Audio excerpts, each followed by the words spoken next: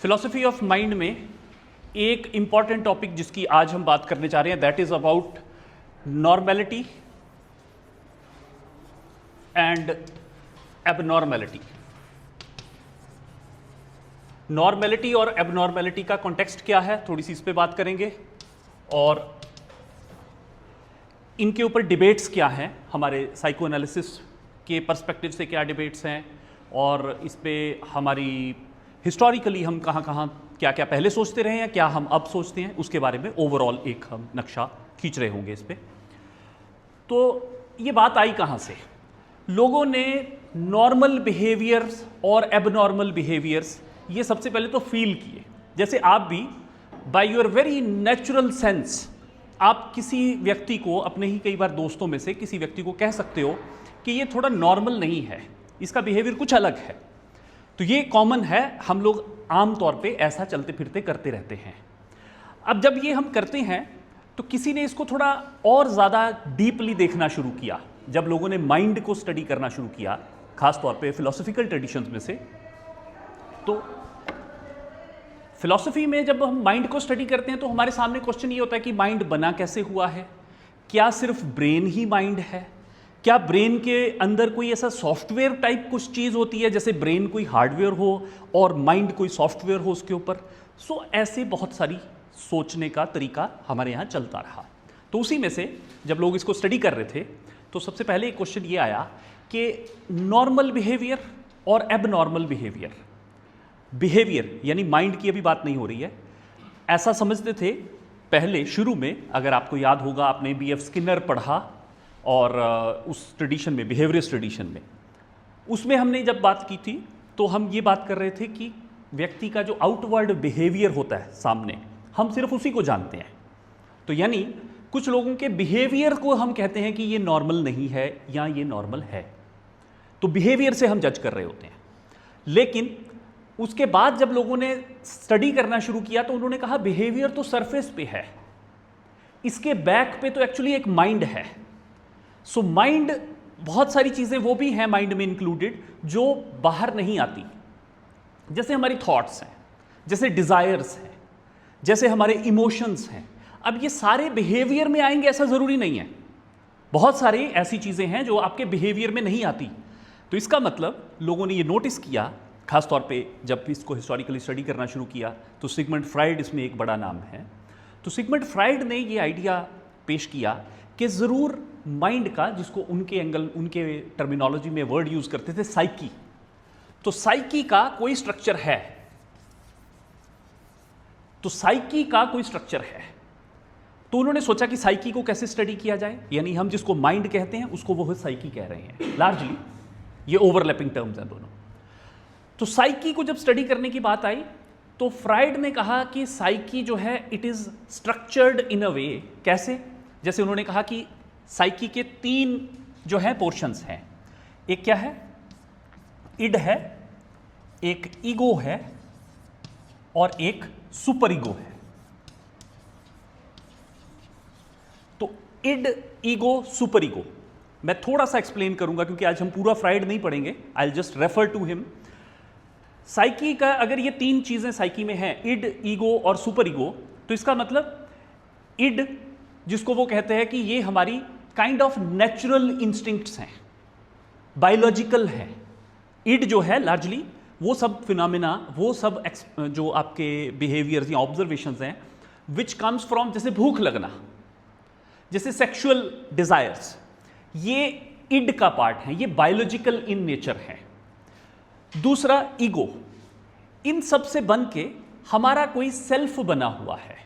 Self है जो हम एक्चुअल में बिहेव करते हैं, और ज़रूरी नहीं है कि आप जो भी आपकी डिज़ायर्स हैं वही आउटराइटली हर वक्त हर जगह एक्सप्रेस भी कर दो, ये तो ज़रूरी नहीं। इसका मतलब बीच में कुछ तो है जो फिल्टर आउट करता है। सो जो भी डिज़ायर्स हैं उनसे, वो भी एक कंपोनेंट है हमारी साइकी का, माइंड का, लेकिन वो सारी की सारी आउटवर्ड बिहेवियर में या अपने सेल्फ को, जैसे हम खुद को देखते हैं, उसमें नहीं आती हैं। जैसे for example, everybody is a sexual being, हर कोई सेक्सुअल बीइंग है। और इस सेंस में अगर देखें तो हमारे सारे दोस्त, हमारे माँ बाप, हमारे बहन भाई, everybody is a sexual being. But do we ever imagine in our subconscious about our very close relative, खासतौर पे ब्रदर या सिस्टर, कि ये भी एक सेक्सुअल बीइंग है? हम सप्रेस करते हैं इसको। क्यों? क्योंकि कोई सोशल नॉर्म्स होते हैं, कोई सोशल प्रिंसिपल्स हैं जिनको हम फॉलो करते हैं इन आर सबकॉन्शियस। वो है आपकी सुपर ईगो। तो सुपर ईगो और इड, इन दोनों के टकराव में से जो पैदा होता है वो ईगो है। सुपर ईगो मतलब वो सारे कंस्ट्रेंट सोशल नॉर्म्स, वो सारे के सारे जो हैं they are part of super ego, जो आपको बताते हैं कि क्या क्या नहीं करना है और क्या क्या किया जा सकता है। वो सारे नॉर्म्स कल्चरल नॉर्म्स हो सकते हैं। और इड जो है ये प्योर बायोलॉजिकल इंस्टिंक्ट है कि भूख लगी है तो खाना खाएंगे। लेकिन वो कौन सी चीज है जो एक मां को ये बताती है कि भूख तो मुझे भी लगी है लेकिन बच्चे को ज्यादा लगी है, तो मैं खुद ना खा के अपने बच्चे को खिलाऊंगी? ऐसा मां क्यों सोच लेती है? Because of the super ego, because of a cultural fixation that society has bestowed upon the mother. अब मदर के मामले में कोई काउंटर क्वेश्चन भी आ सकता है कि क्या पता मदर में ये कोई बायोलॉजिकल, कोई हार्मोनल चेंज हो।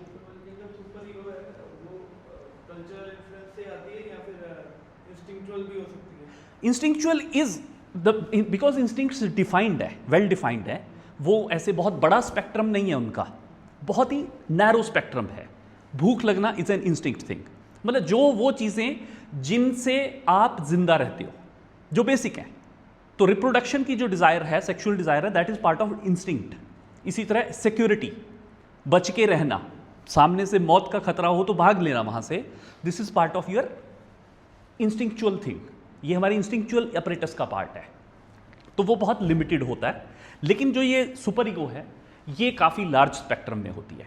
तो मैं कहने ये लगा था कि मदर के बारे में तो कहा जा सकता है, शायद कोई ये कह सकता है कि मदर तो biologically tended towards the child है, उसके अंदर केयर जो है वो due to the hormonal changes that happens because of the giving birth जा सकता है। शायद कोई ये कह सकता है कि मदर तो, ये जो बात है कि हम अपने दोस्तों के लिए भी तो सेक्रीफाइस कर देते।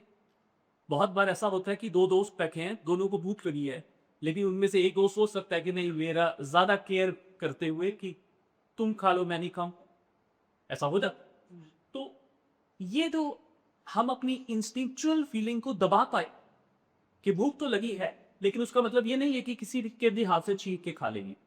ये जो हमने बीच में रखा, ये कहीं ना कहीं किसी कल्चरल ट्रेनिंग की वजह से हमारे अंदर आए, और वो कल्चरल ट्रेनिंग को हम बोल रहे हैं सुपर ईगो।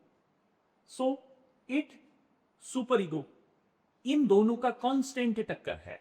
कल्चरल कहता है कि ये करना है और ये नहीं करना है, इंस्टिंक्ट कहती है कि वो पर्टिकुलर चीजें क्या है जो वो अपने जिंदा रहने के लिए करना ही करना होगा। इन दोनों के टकराव में से जो पला, जो नेट सम बाहर आया, दैट इज योर सेल्फ। आपका जो सेल्फ है, जो आप एक्चुअली बाहर डिस्प्ले कर पाते हो या जिस नजर से आप अपने आप को ही देखते हो, वो ego.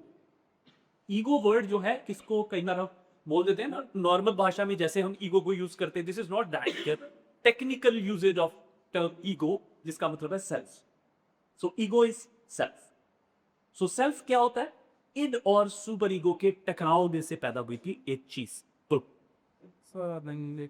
Culture basically repeated pattern, ज्यादा ग्रुप में अगर हो तो उसको कल्चर बोल दिया जाता है। तो कहीं ना कहीं इंस्टिंक्ट से निकल कर अगर खाना देना इस अलग थोड़ा वो हो जाता है कि बस ये खा देना है, थोड़ा बांट दिया है, या फिर सर्वाइवल के लिए कहीं ना कहीं आ जाता है कि मेरे को साथ साथ पे जिंदा रखना पड़ेगा। सेक्सुअल जब चीज आती है, जानपुर में देखते हैं कि अपने ही बहन भाई के साथ उससे वो कल्चर कहाँ से शुरू होगा? नहीं, कभी कल्चर है मतलब उनका नहीं है, लाइक इंसान वहां से कहाँ? अच्छा देखिए, मेरा सब्जेक्ट नहीं, I hope don't go to that, वो एक हिस्ट्री है, मेरा सब्जेक्ट हिस्ट्री नहीं। सो उसके ऊपर बात होगी कब, लेकिन अभी मैं एक पर्टिकुलर टॉपिक लेके आया हूँ और उसी पे फोकस टॉपिक, ठीक है। So any such question just note it, you can do later और हाउस। सो जब ये क्वेश्चन आया साइकी कैसे बनती है, तो सिगमंड फ्राइड ने साइकी के बनने का एक तरीका ये सुझाया कि साइकी के 3 कंपोनेंट्स हैं। एक वो जो बाहर डिस्प्ले होता है, एक वो जो बायोलॉजिकली आपके अंदर एम्बेडेड है, इंस्टिंक्चुअल पोर्शन, एक वो जो सोसाइटी के कल्चर की वजह से, नॉर्म्स की वजह से आपको मिलता है। और इन तीनों से लेके जो भी आपके सामने है, जो भी फिनोमेना है, वो साइकी है।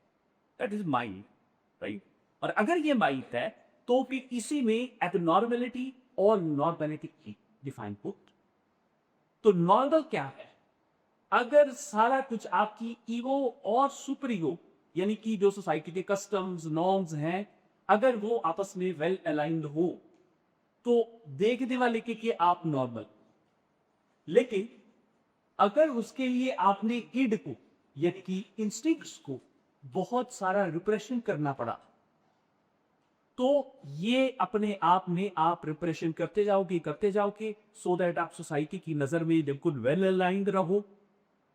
ये रिप्रेशन आप करते रहोगे इसका, हिड का, इंस्टिंक्ट्स का, और इसकी वजह से आप कहीं दूसरी जगह जाके कुछ बिहेवियर डिस्प्ले करोगे, कुछ अंदर से साइकोलॉजिकली आप मुश्किल में रहोगे। उसको वो कहता है ये न्यूरोसिस और साइकोसिस है।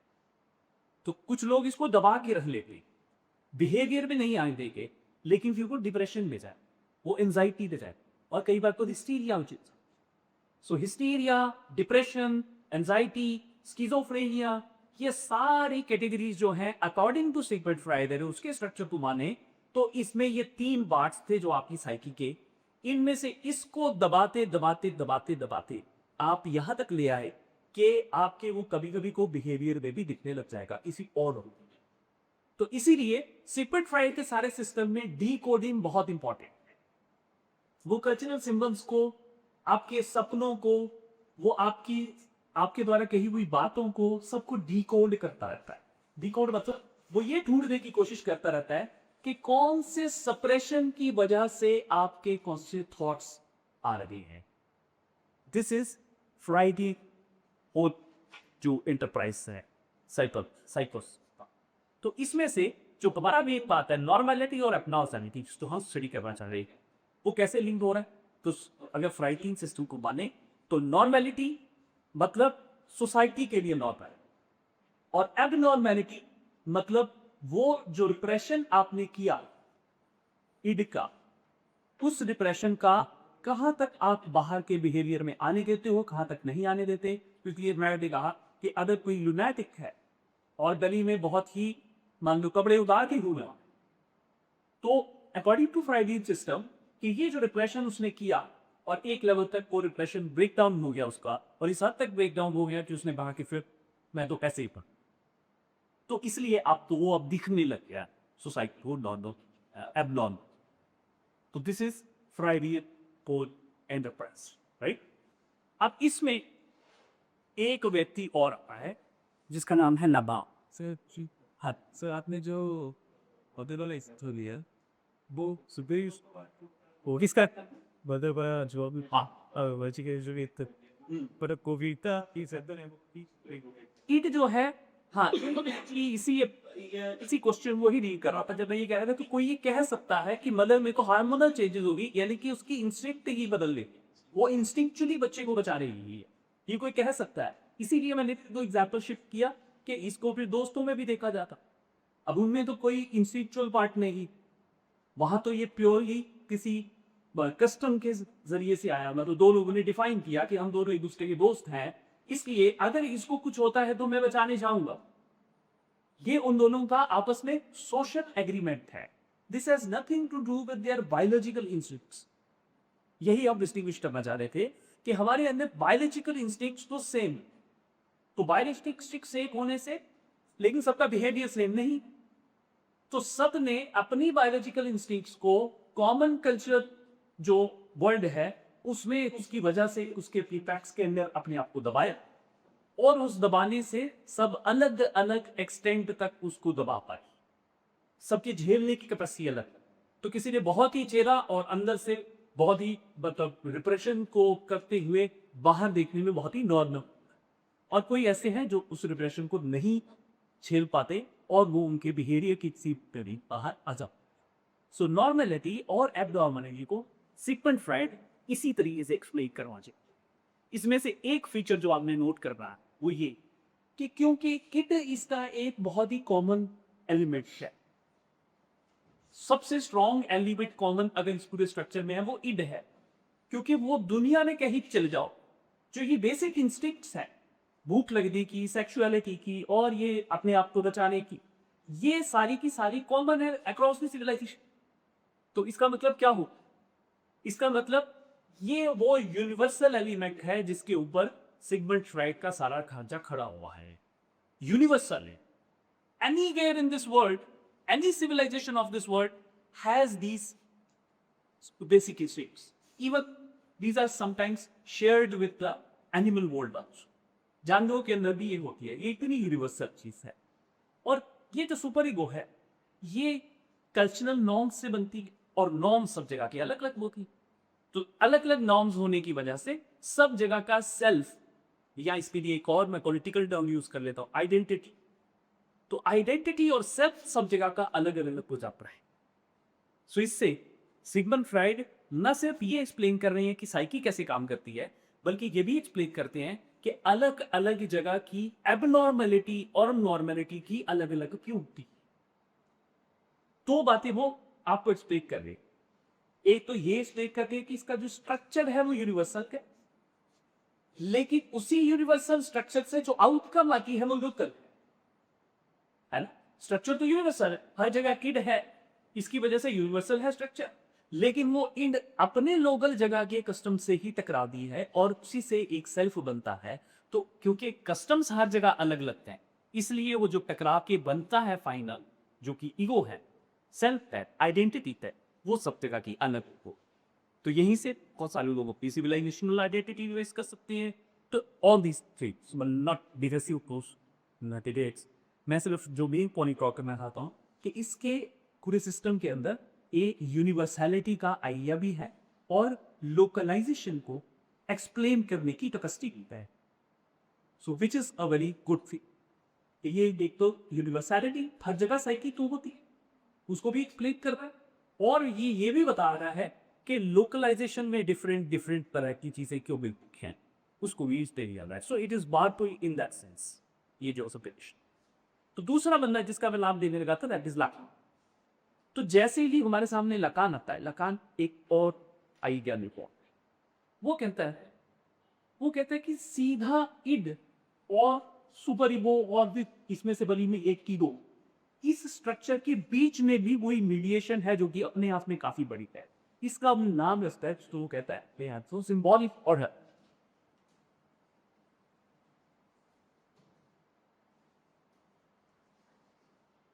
तो symbolic order, what is symbolic order? लगा के टॉपिक वो कहता है लैंग्वेज जो आपका जो ट्रेंगर यूज होता है, आपका हर जगह यूज होता है।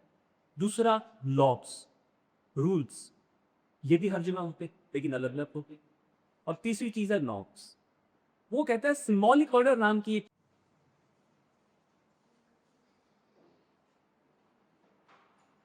वो कहता है 3 चीजों से बना है, लैंग्वेज, लॉ और नॉर्म्स। वो कहता है 3 चीजों का एक सिंबॉलिक ऑर्डर है। इन तीनों वर्ड्स के ध्यान से लिखेंगे। लैंग्वेज सब जगह की, लॉ यानी कि रूल्स द पीपल फॉलो, सब जगह के अलग अलग है। नॉर्म्स, नॉर्म्स और लॉज में किस फर्क होता है, हालांकि उसको डिटेल में मैं कभी एथिक्स की क्लास में तो नहीं। लॉ और नॉर्म्स में एक अंतर है, लॉ जो है ये पनिशेबल बना देता है चीजें। नॉर्म्स जो है वो नॉर्मली आपको सजेस्टिव इन नेचर होते हैं, अथॉरिटेटिव इन नेचर नहीं होते। नॉर्म्स जो है वो आपको फॉलो करने होते हैं कि ऐसे कपड़े पहनो, ऐसे उठो, बैठो, ऐसे उठो, ऐसे खेलो, ऐसे नहाओ, ये सब नॉर्म्स हैं। लेकिन अगर आप ऐसे नहीं करते तो अपने आप में कोई पनिशमेंट नहीं है। लेकिन लॉ जो है ये वो स्ट्रिक्ट नॉर्म्स हैं जिनको आपको फॉलो करना ही पड़ता है, ये सिर्फ सजेशन है कि they are you about to follow. और लैंग्वेज, लैंग्वेज हमारा जो बोलने का, सोचने का, उन इन सारी चीजों को समझने का, लॉ को, नॉर्म्स को समझने का जो स्ट्रक्चर है वो लैंग्वेज। जितना भी मीनिंग में स्ट्रक्चर है वो लैंग्वेज। तो लकान इसको कैसे एक्सप्लेन करता है? वही बातें जो सिगमंड फ्राइड कह रहा था, लकान उसी ट्रेडिशन का एक बंदा है, उसकी डिफरेंसेस भी हैं, उसने नया अपना एक सिस्टम लिया। तो लार्जली वो सिगमंड फ्राइड के नेटवर्क को उसको फ्रेमवर्क को फॉलो करता है कि यहाँ पे वो और ज़्यादा डिटेल ज़्यादा स्ट्रक्चरलिस्ट। वो कहता है कि जैसे ही बच्चा बड़ा होता है, जैसे ही बच्चा छोटा है, वो इतना बड़ा होता है कि वो लैंग्वेज सीख लेता है, इमीडिएटली उसको मीनिंग मेकिंग आती है। मीनिंग मेकिंग आने से ही उसको कल्चरल और नॉर्म्स का पता चलता है और वो उनके साथ अपने आप को इंटरेक्ट करवाना शुरू करता है। उसको बताया जाता है कि इसको मम्मा बोलो, इसको पापा बोलो, इसको भाई बोलो, इस बड़ा है तो दीदी बोलो, छोटा है तो नाम लेके बुला लो। ये सारी चीजें नॉर्म्स कम्युनिकेट कैसे होती है? It's only through the language. Language से ही कम्युनिकेट। इससे वो एक और इम्पोर्टेंट वो कह रहा है कि जिसको सबकॉन्शियस कहा था सिगमंड फ्राइड ने, that carries a structure of language. Subconscious अपने आप में कुछ नहीं है, सबकॉन्शियस एक लिंग्विस्टिक स्ट्रक्चर है, मीनिंग्स का एक नेटवर्क है, उसी को हम सबकॉन्शियस। फॉर एग्जाम्पल जैसे हम ये कहते हैं कि ये हमारा भाई, इसके ऊपर अगर कोई हमला करेगा तो मैं तो इसके साथ खड़ा हो जाऊं। Now all this is being said in the form of बहुत सारे कॉन्सेप्ट्स का नेटवर्क करेंगे। भाई एक कॉन्सेप्ट है, हमला कॉन्सेप्ट है, साथ पे खड़े होना कॉन्सेप्ट है। So all these concepts are networked together to form a norm. Fine.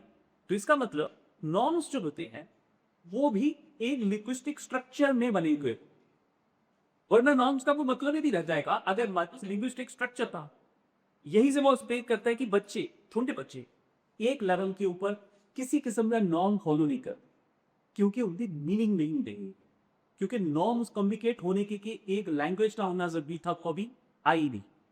तो जैसे ही लैंग्वेज आती है वैसे ही नॉर्म्स कम्युनिकेट, और रूल्स जो उससे कोई स्ट्रिक्टर चीज है, ज्यादा स्ट्रिक्ट चीज है, तो रूल्स भी उसके साथ ही आगे आते। तो लैंग्वेज से नॉर्म्स, नॉर्म से रूल्स, ये मिलके इसको लकान कहता है कि ये हमारी साइकी की फॉर्मेशन में बड़ी इंपॉर्टेंट एक चीज है, जिसको हम बोलते हैं सिंबॉलिक ऑर्डर। अब ये सिंबॉलिक ऑर्डर्स का हमारी नॉर्मेलिटी और एबनॉर्मेलिटी भी क्या होते हैं वो मैं समझता। वो कहते हैं कि अगर आपकी साइकी इस सिंबॉलिक ऑर्डर से स्ट्रक्चर हुई है तो इसका मतलब इस सिंबॉलिक ऑर्डर में किसी किस्म का एब्रेशन आ जाना की एबनॉर्मलिटी है। सो अगर ये स्ट्रक्चर्ड है तो स्ट्रक्चर में कोई भी एब्रेशन आएगी तो वो एबनॉर्मल।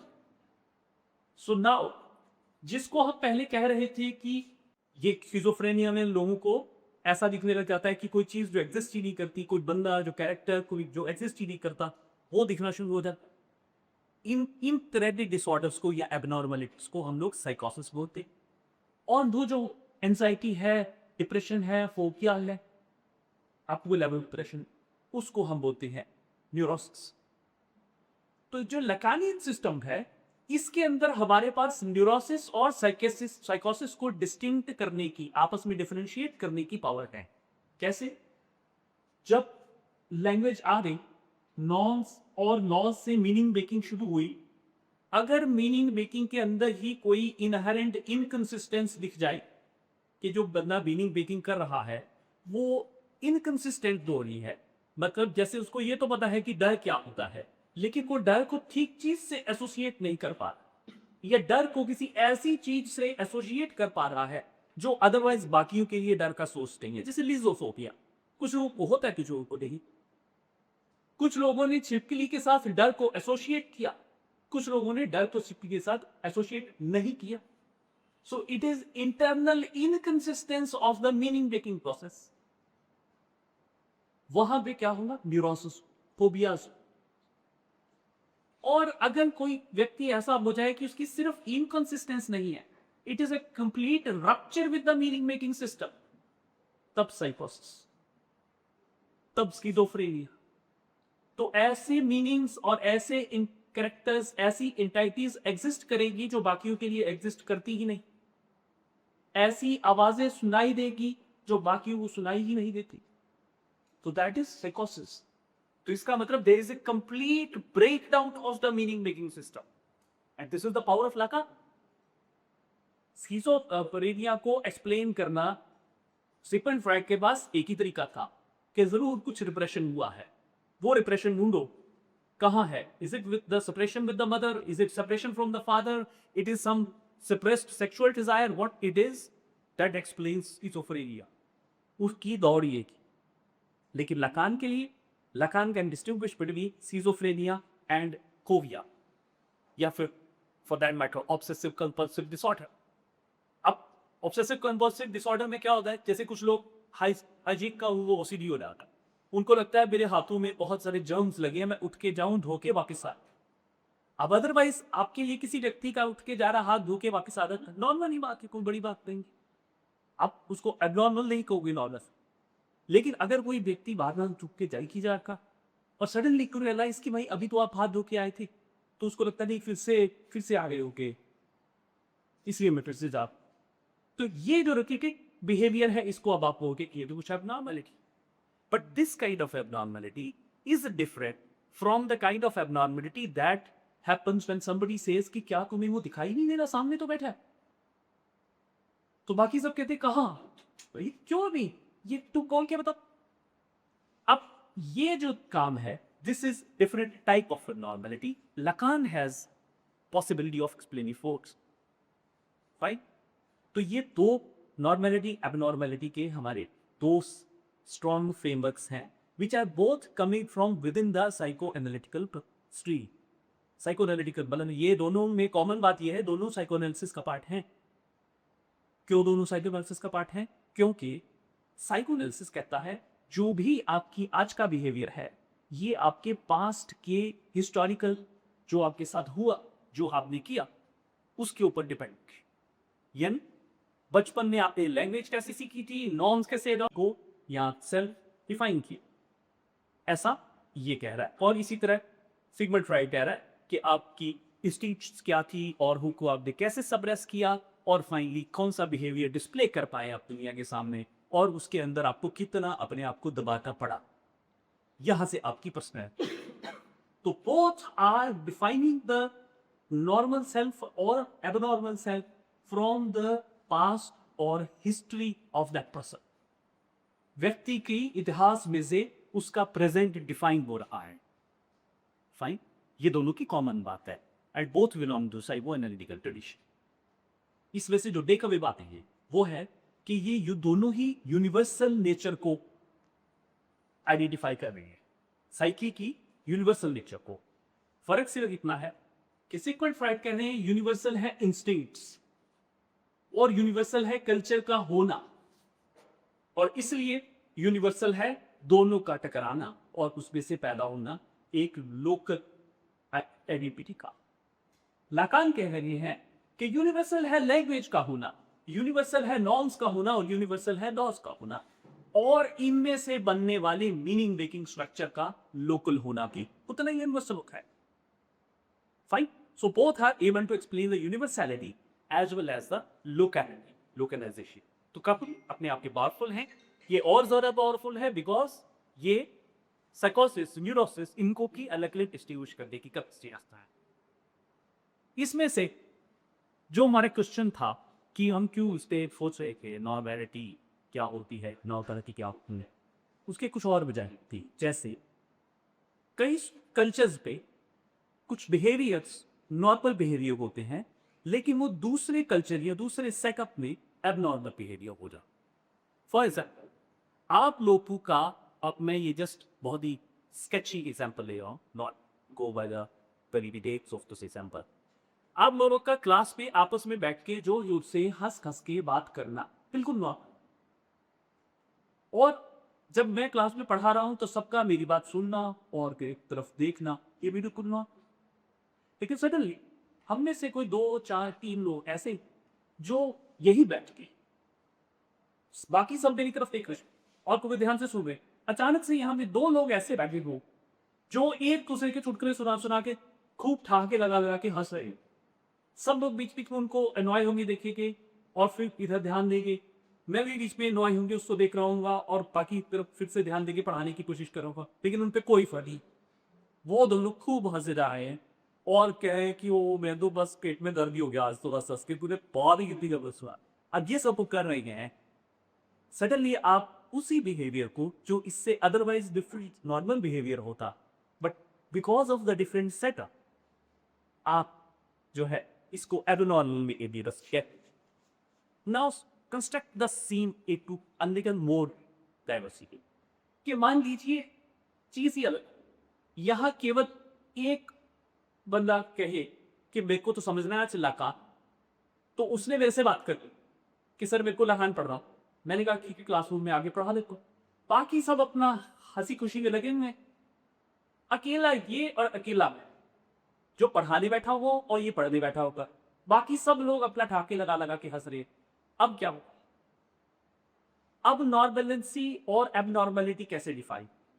अब सडनली हम दोनों एबनॉर्मल हो जाएंगे और बाकी सारी क्लास में आप लोग, मैं भी होली का नहीं, एक मिनट के लिए सोच, एकदम स्टीप एग्जाम्पल मिल रही है। होली का लीडर सब एक दूसरे को रंग लगा रही और खूब हंसी खुशी पिचकारियां रंग, और सडनली मैं यहाँ में खड़ा होकर लखान लगा रहा हूँ और एक बंदा बैठ के पढ़ रहा है। तो आप सब तय करोगे ना कि ये दोनों जो कहें ये थोड़े हिले हुए हैं, इनको नहीं पता चलता क्या हुआ दुनिया, है ना? सो ये नॉर्मल और एबनॉर्मल के अंदर इतना ज्यादा दोनों एक बात मान के चल रहे हैं कि कुछ तो होता है जिसको हम नॉर्मल समझते हैं और कुछ तो होता है जिसको हम एबनॉर्मल समझते हैं। अब हमें एक्सप्लेन करना है कि नॉर्मल कैसे नॉर्मल होता है और एबनॉर्मलिटी क्यों एबनॉर्मलिटी होती है। वो कहता है यही कर रहे हो ना आप सब। आपने सबसे पहले ये एज्यूम किया कि कुछ चीजें नॉर्मल होती हैं, कुछ चीजें एबनॉर्मल होती हैं। फिर आप एक्सप्लेन करने बैठ गए कि एबनॉर्मल एबनॉर्मल क्यों होता है और नॉर्मल नॉर्मल क्यों होता है। कहता है ये आपका पूरा इंटरप्राइज है। कहता लेकिन मेरा ये सवाल है कि अगर नॉर्मल होना और एबनॉर्मल होना इतना इंटरचेंजेबल है जितना कि मैंने अभी एग्जाम्पल में बताया, तो अगर इतना इंटरचेंजेबल है फिर ये कहीं आपकी डेफिनेशन में ही तो गड़बड़ नहीं है? कहीं ये जो हरकत आप कर रहे हो नॉर्मलिटी को डिफाइन करने की और एबनॉर्मलिटी को डिफाइन करने की, कहीं सारा खेल ही यहां तो नहीं है? अगर वही बिहेवियर एक सेटअप में नॉर्मल है, दूसरे सेटअप में एबनॉर्मल बन जा रहा है, तो फिर डेफिनेशंस का जो पूरा आइडिया होता है कि डेफिनेशन हर चीज में से एक सिंगल चीज को पिक आउट कर सकती है, तो वो वाली पावर तो इस डेफिनेशन में है ही नहीं, लेकिन फिर भी आप डिफाइन किए जा रहे हो। तो जरूर आपकी इस डेफिनेशन के पीछे कोई चाल है। मिशेल फूको यहां पे आके कहते हैं कि ये जो हम करते आ रहे हैं, और कहते हैं सिर्फ इतना ही, ये तो मैंने सेटअप चेंज करके एक छोटी एग्जांपल कंस्ट्रक्ट करी, लेकिन अगर आप इसको इस एंगल से सोचो कि ओवर द एजेस एक दौर ऐसा हो जिसमें हमारे यहां पे कोई ओझा साहब हों और वो खड़े होके सारी क्लास के सामने आंखें बंद करके ऐसे कहें कि मुझे आवाजें सुन रही हैं, चुप चुप चुप, तुम्हें नहीं सुनेगी, मुझे सुन रही हैं, और आप सब लोग बड़े हैरत अंगेज होकर उसको देख रहे हो, और वो सडनली फिर किसी को पॉइंट आउट कर देता है कि ये है वो बंदा जिसने चोरी की है। अब ये एक दौर में बिल्कुल नॉर्मल था, एकदम नॉर्मल था, और अभी भी किसी किसी कम्युनिटीज में, किसी किसी सोसाइटी में अभी भी ये नॉर्मल होगा, और लोग पूरे दिल से भरोसा करते हैं। और जो उसको चैलेंज करता है वहां जाके कि आप ऐसा जो कर रहे हो ये तो अंधविश्वास है, ऐसा कुछ होता नहीं है, तो उसको लोग पागल समझते हैं। तो फूको ये कह रहे हैं कि not only in two different setups but also in historical times, एक हिस्ट्री का ऐसा दौर जिस दौर में ये सब बिल्कुल नॉर्मल, एक दूसरा दौर जिस सब में ये क्रिमिनल ऑफेंस बन जाता है। ये भी तो हो रहा है, क्रिमिनल ऑफेंस है विचक्राफ्ट, लेकिन एक दौर में वो ही एकमात्र तरीका है सोसाइटी का, सबसे साइंटिफिक तरीका शायद।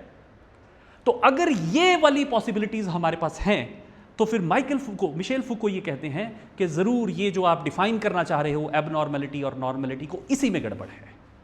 तो उन्होंने कहा कि इसमें गड़बड़ कौन कर रहा है? It is the institution, it is the power, it is the politics, nothing to do with psyche.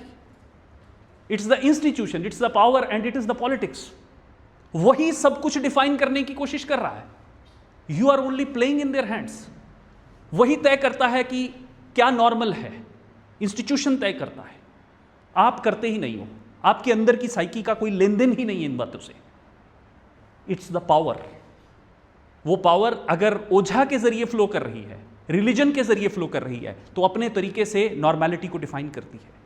वही पावर अगर डेमोक्रेसी के थ्रू प्रूव कर रही है तो अपने तरीके से पावर को फिर से डिफाइन करती है। तो मिशेल फूको एक अनदर इंपॉर्टेंट पॉइंट लेके आ रहे हैं कि the problem is with your definition, it's not with the person, it's not with the psyche, it's not with the personality. ये आप खामखा किसी व्यक्ति का पोस्टमार्टम किए जा रहे थे कि उसके अंदर कौन सी साइकी है, क्या है। This had nothing to do with that. तो उन्होंने कहा ये जो सोसाइटी में rise of asylum, mental asylums का एक पूरा दौर खड़ा हो जाना, मेडिकलाइजेशन ऑफ योर बिहेवियर, ये जो आपके बिहेवियर को एक मेडिकल प्रैक्टिस का एजेंडा बना देना, this is the agenda of the politics. It has nothing to do with psychoanalysis. It has nothing to do with personality, nothing to do with ego, nothing to do with id. It has something to do with the power. तो यहां से Michel Foucault एकदम एक different चीज लेके आते हैं। तो तीन हमारे पास अब पर्सपेक्टिव सामने आ गए। पहला पर्सपेक्टिव जिसमें सिगमंड फ्राइड हमारे को बता रहे हैं कि पर्सनालिटी जो है वो इड से बनी हुई है, ईगो से बनी है, सुपर ईगो जो है वो डिस्प्ले हो रही है और सुपर ईगो उसको जो है वो शेप करती है। तो इसमें जो रोल है कल्चर का, the question of culture, culture कहाँ एंटर कर रहा है? नॉर्म्स के जरिए एंटर कर रहा है। Culture is entering through the super ego, it's part of the super ego structure. तो इसका मतलब आपकी जो नीचे से इंस्टिंक्ट्स हैं they are forcing upwards and culture is forcing downwards, यही शेपिंग हो रही है। दूसरा केस आता है लकान का, वो कहता है स्ट्रक्चर्ड है सारा कुछ और स्ट्रक्चर्स में कभी कभी एब्रेशंस आ जाती हैं, वो एब्रेशंस ही एबनॉर्मैलिटी होती है। और तीसरा पर्सपेक्टिव है जो कहता है कल्चर जो है ये डेफिनेशन तय करता है। सो culture which exist, which includes the political culture, which includes the power culture, the hegemonic culture, तो ये सारा कुछ जो है ये मिलके डिफाइन करता है, बैठ के डेफिनेशन तय करता है कि हमने किसको नॉर्मल कहना है, किसको एबनॉर्मल कहना है। और उनकी इस डेफिनेशन की वजह से बाजार खड़ा होता है, उनकी इस डेफिनेशन की वजह से पूरी मेडिकल इंडस्ट्री जो है वो सर्वाइव करती है। So it is the simple act of definition which leads to enormous wealth, enormous transfer of wealth from one hand to other. तो ये जो आइडिया है, ये तीन आइडियाज जो हैं ये आपके सामने मैंने अभी रखे। फाइन। सो साइकोएनालिटिकल प्रिंसिपल्स के अंदर हमने सिगमंड फ्राइड और लकान की डिबेट, और फिर मिशेल फूको एकदम दूसरे डायरेक्शन से आके इस सारे को ध्वस्ती कर देते हैं। So this about normality and abnormality. एक क्वेश्चन हमारे साथियों का था कि अटेम्प्ट कैसे करना है, how to go about attempting this question. तो फिलॉसफी में एक जनरल आपको फॉर्मेट जो है वो रखना है। सबसे पहले जो भी आपकी प्रॉब्लम स्टेटमेंट है जो आपको डिस्कस करने को दी गई है, उस प्रॉब्लम स्टेटमेंट को ठीक से आपने एक्सप्लेन करना है कि what do you understand by this problem statement. Even ज़रूरत पड़े तो एक दो एग्जाम्पल्स लाओ कि ये प्रॉब्लम रियल लाइफ में हमें दिखती कहाँ है। जैसे ये नॉर्मलिटी और एबनॉर्मलिटी का मैंने जिक्र किया। So I have to define the problem first. Second thing, इसके ऊपर हिस्टोरिकली अभी तक क्या क्या ब्रॉड मत हैं जिनके बीच में राइवलरी या डिबेट रही है। और तीसरी चीज़, वो एग्जैक्ट जो पॉइंट जिसको डिस्कस करने को आपको कहा गया है, then a large body on that. तो ये, और ऑब्वियसली इन द एंड एक कंक्लूजन कि आप उसको डिबेट को सम अप कैसे करोगे। तो ज़रूरी नहीं है कंक्लूजन में आपने ये कहना है कि फाइनली दिस विन्स और दैट लूजेस, ऐसा कंक्लूजन नहीं चाहिए होता हमें। हमें चाहिए कि आप ये कंसाइसली कंक्लूजन में एक बार दोबारा रख पाओ, जैसे मैंने लास्ट में आके एक बार दोबारा वाइंड अप किया सारे को, कि हमें आपको पहला ये एनालिसिस था, दूसरा ये पर्सपेक्टिव आया, तीसरे ने ये करके सबको कवर अप कर दिया। Now the choice is yours, आपको इसमें से क्या देखना है। तो हम यही लाके आम तौर पे क्वेश्चन को छोड़ देते हैं। So this is the general format of essay writing हमारे जो फिलॉसफी के केस में होता है। फाइन। तो मुझे लगता है कि आज के लिए मुझे इतना ही कहना था। Now open for your questions. अब कोई सवाल? सर मेरा ये क्वेश्चन है, जो मिशेल है अपनी जो भी अपने फूको साहब, जो भी नहीं, मिशेल फूको। मिशेल, तो वो कहते हैं कि ये सब पावर की बात है, या फिर क्या कहते हैं अपनी पॉलिटिक्स सब कुछ ही एजेंडा है। पर हमारे देखो कितने सारे सिनेरियोज ऐसे हैं कि हम जनरली मेंटल स्टेट और नॉर्मल और अब नॉर्मलिटी हम मॉरलिटी के साथ भी तो जोड़ सकते हैं ना। अगर एज अ पर्सन में किसी को हार्म कर रहे हो तो उसको हम अब नॉर्मल काउंट करेंगे। बिल्कुल। देखो, आप ये कह रहे हो कि कुछ केसेस तो जेन्युइन हैं, मतलब ये कि हम कह रहे हैं कि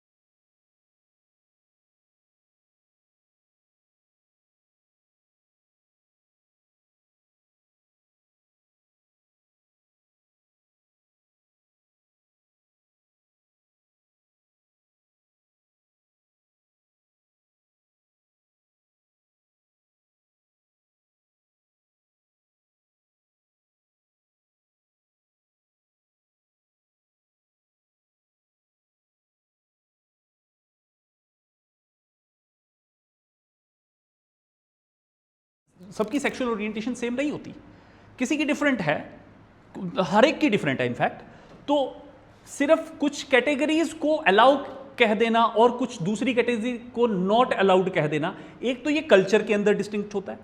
उससे भी आगे बहुत सारी जगह तो लॉज बने थे, जैसे इंडिया में भी था जो बाद में हटाया गया, कि ये भी एक क्रिमिनल एक्ट था। दो कंसेंटिंग इंडिविजुअल्स के बीच में अगर कुछ अलग किस्म का रिलेशन है जो कि बाकी लोग नॉर्मल नहीं समझते, तो उसके लिए उसको सजा दी जा रही थी, वो अंडर लॉ पनिशेबल था, ऑफेंस था।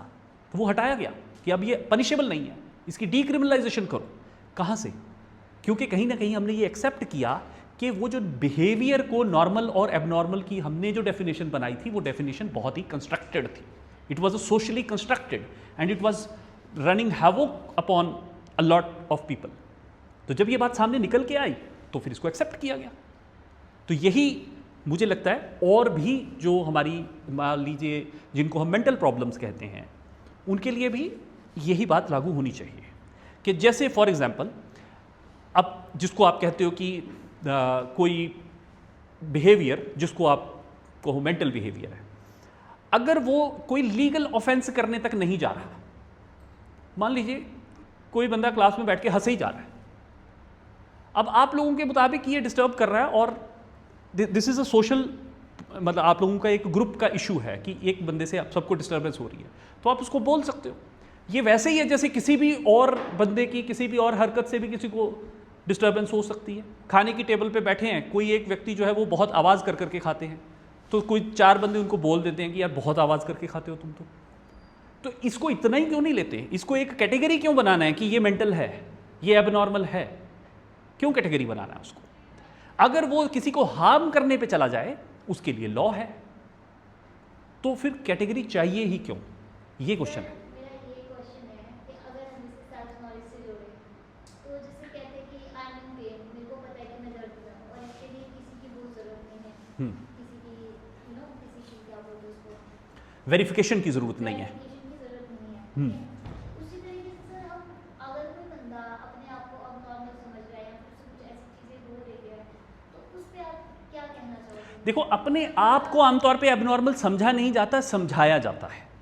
फॉर एग्जाम्पल, कोई व्यक्ति वो खुश है अपने तरीके से, या कह लो वो वैसे ही बचपन से आया है। जैसे आप डिसेबिलिटी के केसेस लो, जो बचपन से ही डेफ एंड डम हैं, जो फिजिकल डिसेबिलिटीज़ की मैं बात कर रहा हूँ, या डिफरेंटली एबल्ड जैसा कि अभी वर्ड यूज़ किया जाता है, तो उसको that is the way they look at themselves and the world. उनका वही तरीका है दूसरों को देखने का और अपने आप को भी देखने का, उनके लिए वही नॉर्म है। सिर्फ ये है कि उनके नॉर्म को जब बाकी एक्सेप्ट नहीं करते और बात बात में उनको टोका जाता है कि तुम ये बात जो कह रहे हो तुम तो कहाँ से ही कह सकते हो, हु आर यू टू से दिस। तो ये, या उनको कुछ ऐसी सोशल कोई कहावतें बना दी जाती हैं, उनको लेके कहानियां गढ़ दी जाती हैं, कुछ मिथिकल कैरेक्टर्स बना दिए जाते हैं जिनको बड़ा नेगेटिव कैरेक्टर या बैड ओमेंस तक बना दिया जाता है, तब वो साइकोसिस बनता है उनका पर्सनल।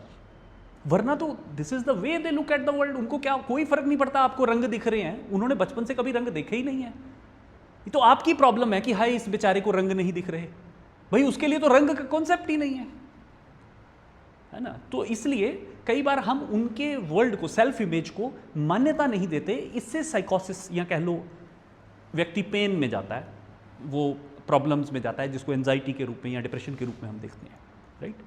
तो ये वहाँ से पैदा हुआ, मतलब सोसाइटी की उसको लेके अंडरस्टैंडिंग और इस व्यक्ति की एक सेल्फ इमेज, दोनों का जब टकराव होता है, उस टकराव में से ये टेंशन है, ये टेंशन पैदा हो रही है। फाइन। तो अब this is again, I am not giving certain answers, I am saying कि this can be one of the theoretic model, और भी थियोरेटिकल मॉडल्स आ सकते हैं इसको लेके, क्योंकि जैसे साइकेट्री है, साइकेट्री पूरी दुनिया को मेडिकल एंगल से ही देख रही है। वो मतलब वो नॉर्म्स कैसे बना देना चाहते हैं, वो मेजरेबल बना देना चाह रहे हैं कि किसी व्यक्ति को नॉर्मल है कि नहीं, वो कुछ हमारे को उसको एक सीटी स्कैनर में से पास कर दो, 2-4 उसके ब्लड के सैंपल्स ले लो, कुछ उसके कानों में हेडफोन लगा के उससे कुछ साउंड सुना के उसके ग्राम्स देख लो सामने। तो इन सब चीज़ों से नॉर्मेलिटी को और एबनॉर्मेलिटी को मेजर करने की कोशिश भी कर रहे हैं लोग, और sometimes they get very empirical results, empirically verifiable results उनको कई बार मिलते हैं कि ऐसे बिहेवियर से यही वेव्स पैदा होती हैं, कई बार ऐसा होता है। लेकिन उससे हम एज अ सोसाइटी एबनॉर्मलिटी, उसको जब हम कहते हैं कि this is normal and this is abnormal, वो तो हमने दिया उसको, अदरवाइज तो द पैटर्न जस्ट एग्जिस्ट, एक का ये पैटर्न है, दूसरे का ये पैटर्न है, पैटर्न जस्ट एग्जिस्ट। ये तो हम कहते हैं कि ये नॉर्मल पैटर्न है और ये एबनॉर्मल पैटर्न है। This is what Michel Foucault is saying, कि ये डेफिनेशंस में प्रॉब्लम है। Why we define is the question, we define in order to exercise power, it is the power that defines. ये Foucault का assertion है इसमें लेके। और क्वेश्चंस, सजेशंस, ऑब्जर्वेशंस, एनीथिंग? थक गए? So we have placed that instinct in the it, and according to Sigmund Freud, and from the point of view of Lacan, where we can place the it, that instincts. Actually instincts को वो कह रहा है कि जो symbolic structure जब बन रहा है वो उसके अंदर ही एब्जॉर्ब कर ले रहा है इड्स को, मतलब इड की या कह लो ये जो आपका इंस्टिंक्चुअल जो फीलिंग्स हैं उनकी इंडिपेंडेंट एग्जिस्टेंस रहती ही नहीं है। It is all absorbed into the symbolic structure, यानी वो लैंग्वेज के स्ट्रक्चर में, आपके नॉर्म्स के स्ट्रक्चर में और लॉज के स्ट्रक्चर में एब्जॉर्ब हो जाता है। सो जो भी उसका कॉनोटेशंस हैं, जैसे इड की कॉनोटेशन है, भूख लगने की एक कॉनोटेशन है, तो वो connotations comes as the linguistic structure. We know bhookh not as some hormonal imbalance, we know bhookh as the word bhookh. तो हमें भूख कहने से वही सेंस कन्वे कर पाते हैं या फील कर पाते हैं जो अंग्रेज लोग हंगर कहने से करते हैं। So whatever their feeling is internal, वो है that is absorbed into the language, fully absorbed into the language. उसी में वो कहते हैं ना कि अगर ये स्ट्रक्चर ब्रेक हो जाए तो एबनॉर्मलिटी हो जाएगी। अगर हम कहें कि प्यास और लगे डर, तो फिर एकदम से डिल्यूजनल हो जाएगा, देन साइकोसिस अपीयर्स। यही उनका आइडिया है लगान का। One more question: how Lacan's that inherent inconsistencies, inherent inconsistent, the word you used, is different from that Hetvabhasa in Nyaya philosophy. So Hetvabhas is something different. Hetvabhas is some kind of fallacy in logic. वो logical structure है, यानी rationality का जो structure है, rationality का symbolic structure है, वो उसके अंदर की एक बात है हेतुभास जो है। और यहाँ जिसकी हम बात कर रहे हैं वो हम ज़रूरी नहीं है रैशनल भी हो, इंस्टिंक्चुअल, डिज़ायरस, विलिंग, वांटिंग, ये सारी चीज़ों में भी मीनिंग मेकिंग तो एग्जिस्ट करता है, लेकिन लॉजिकल स्ट्रक्चर एग्जिस्ट नहीं करता। Hetvabhasa is particularly consigned to logic. मतलब we can say that Lacan's हाँ।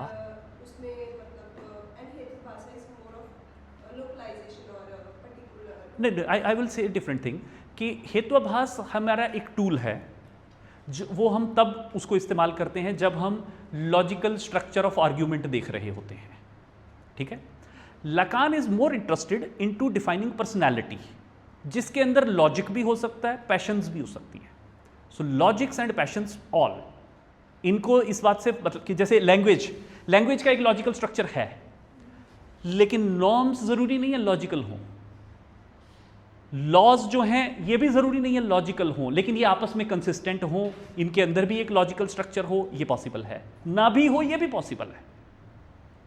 नॉर्म्स में तो कतई जरूरी नहीं है, मतलब टेस्ट फॉर एग्जांपल नॉर्म्स का पार्ट है। टेस्ट, कोई किसी सोसाइटी के अंदर कश्मीरी लोग नमक डाल के चाय पीते हैं, हम किसी को नमक डाल के बिना चीनी डाले सिर्फ प्योर नमक की चाय दे दें तो शायद एकदम डिस्टेस्टफुल हो जाए। हम लोग चाइनीज़ और वियतनामीज़ लोगों के बारे में ऐसा सोचते हैं कि वो कुछ भी खा जाते हैं, लेकिन उनके लिए तो वो कुछ भी नहीं है ना, उनके लिए तो बस वो जस्ट नॉर्मल फूड है। सो वो नॉर्म है जिसके अंदर लॉजिक का कोई लेन देन नहीं है ना। और हेत्वाभास जो आप न्याय से जो रिलेट करना चाह रहे हो, न्याय very strictly logical, nothing to do with at least norms और पैशंस। डिज़ायर्स, नॉर्म्स, पैशंस, इनका कोई जगह नहीं होती है लॉजिक के अंदर। लॉजिक जो है वो प्योरली स्ट्रक्चरल होता है, जैसे कि लैंग्वेज होती है, ठीक है। तो इन लोगों ने क्योंकि लॉजिक को अलग से स्टडी नहीं किया, लेकिन इन्होंने लैंग्वेज को उसके मीनिंग यानी सिमेंटिक्स के साथ अडॉप्ट किया। सिंटैक्स इनके लिए इंपॉर्टेंट नहीं है, लॉजिक के लिए सिंटैक्स इंपॉर्टेंट है, लैंग्वेज का अंदर का स्ट्रक्चर इंपॉर्टेंट है। इनके लिए, लाकान के लिए, उसकी लैंग्वेज का मीनिंग मेकिंग जो फंक्शन है, जिसको हम सिमेंटिक फंक्शन बोलते हैं, वो इंपॉर्टेंट है ना। लैंग्वेज जो है वो एक्सप्रेशन के उसके जरिए एक्सप्रेशन होता है, अपने आप को एक्सप्रेस किया जा सकता है लैंग्वेज के जरिए। तो ये उस एक्सप्रेशन में इंटरेस्टेड है जो लैंग्वेज में हो रहा है। और लॉजिक इस बात में इंटरेस्टेड है कि वो एक्सप्रेशन क्यों हो रहा है ना। सो लैंग्वेज के ही एक पोर्शन लॉजिक है, दूसरा पोर्शन मीनिंग है। तो ये मीनिंग वाले पोर्शन से इंटरेस्टेड है। और लॉजिक में जहां भी आपको वो चाहे न्याय में मिले या अरिस्टोटेलियन लॉजिक मिले, कोई भी लॉजिक मिले, तो वो that will be about the syntax, right. और कोई ऑल वेल, ठीक स्वाति, डन है, क्वेश्चन सॉल्व हुआ जिससे हमने शुरू किया था, ठीक है। दीप्ति कुछ ऑल ओके, अरमान फाइन, खत्म कर दें, डन।